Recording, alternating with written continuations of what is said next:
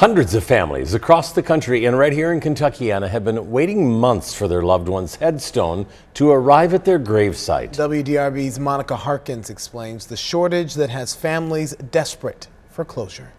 This is my wife, and this is what I want. Chris Wagner and his wife Samara spent 48 years together. Then a 4-year battle with melanoma, topped off with testing positive for COVID, cut their time short in August of 2020.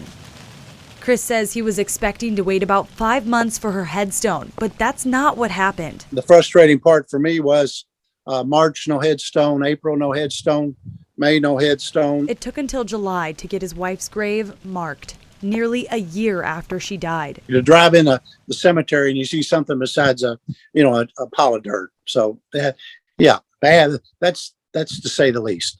It's an emotional deal. He's not the only one. The owner of the company Wagner got his headstone from, Tom Evans with Evans Monument in Louisville, says there's about 100 families waiting right now, and he can't do anything about it. This is the first time that I've ever been in a situation where I feel almost completely helpless. Tom Evans says it has to do with the main stencil producer, 3M, switching to producing products like plastic shields at the height of the pandemic. He says there's now a shortage of the stencil, which is imperative for the engraving. And once it's positioned into place, then the worker takes the sandblaster and he cuts out those letters and he cuts out the designs and the name. One product derailing the entire production line.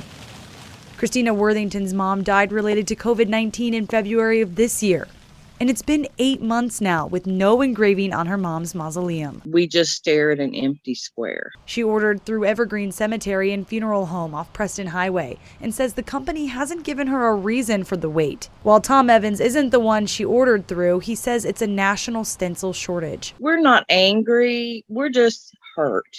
And there's a big difference in that. I just want to go see my mama and be able just to see her name. I mean, I know that sounds silly, but when you've lost someone, that's all you have left.